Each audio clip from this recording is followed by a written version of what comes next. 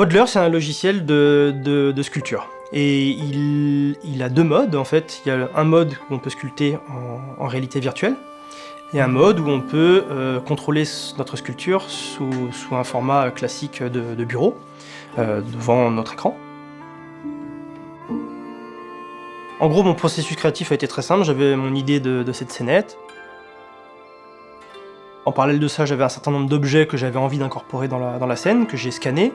Et Modeler, ça m'a permis en fait de combiner ces formes, ces objets que j'avais déjà,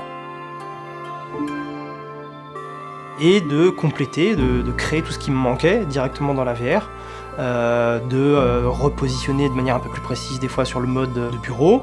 Et voilà, j'ai réussi à avoir une scénette cohérente, complète, avec tous les niveaux de détail que je voulais. J'avais réussi à combiner mes objets scanner, créer des nouvelles formes, créer un personnage, et aussi avec la possibilité après bien sûr d'exporter toute cette scénette vers Painter ou vers d'autres logiciels si j'ai envie de continuer le projet, de le texturer, de le peindre.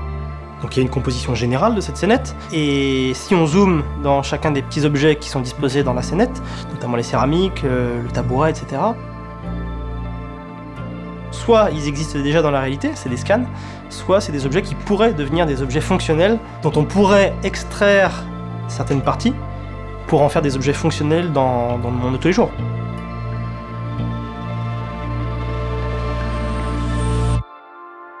Ce qui me tient à cœur dans cette scénette, c'est un des objets qu'on voit pas beaucoup. C'est une espèce de théière un petit peu conceptuelle que j'ai là pour le coup designé directement dans la VR. À un moment donné, je m'étais dit ah ouais, ça serait cool qu'il y ait, je sais pas, une théière parce qu'elle est devant ce bistrot là, qu'il y ait une théière qui soit disposée là, elle est peut-être en train de boire du thé après son repas, etc. Du coup, j'expérimentais avec les formes, les outils qui étaient dans le logiciel. Et donc j'ai créé cette théière qui est un peu loufoque, un peu concept. Et pour autant, j'ai vraiment envie de la faire en vraie céramique. Et j'ai la chance d'avoir un four à disposition, un four à céramique, et du coup, très très bientôt, je pourrais boire le thé dedans, quoi. Un des challenges que je m'étais mis dans cette session d'utilisation de Modeler pour ce projet, c'était d'arriver à créer des formes avec les outils Art Surface du logiciel. Donc ça, c'est quelque chose que je suis pas trop habitué à faire. Et là, je trouvais que c'était intéressant d'explorer un petit peu cette voie-là, parce qu'il y a des outils qui sont assez puissants pour pouvoir designer des formes géométriques. Ce qui est important, c'est de préparer les étapes d'après dans les autres logiciels, c'est-à-dire faire des formes qui soient exploitables et stratégiquement intelligentes pour pouvoir gagner du temps sur les étapes d'après. Et les étapes notamment techniques, je suis pas un technicien, mais j'ai appris un peu dans la douleur qu'il valait mieux être efficace et réfléchir un petit peu au niveau du modelage, au-delà de l'aspect purement créatif, de faire une passe un petit peu logique d'agencement des formes pour pouvoir après les exporter de manière ergonomique et les exploiter de manière efficace dans d'autres logiciels.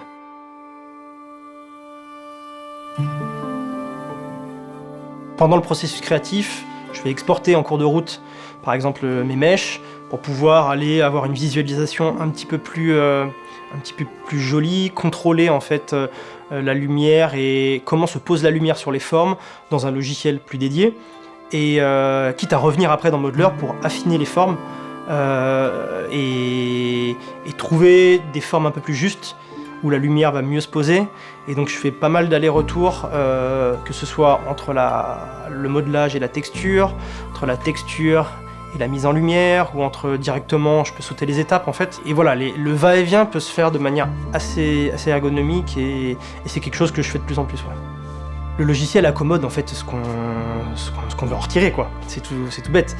Mais souvent je m'arrête dans Modeler quand il n'y a plus vraiment de sens en termes de quantité de détails. À un moment donné, voilà, il faut arrêter le projet et passer à la texture. Mais c'est toujours un peu la question, c'est quand s'arrêter, c'est toujours difficile. On a toujours envie de peaufiner les choses à l'infini, mais à un moment donné, il faut se rendre compte que ça ne sert plus à grand chose, ça ne va pas changer la face de la création et passer à l'étape d'après.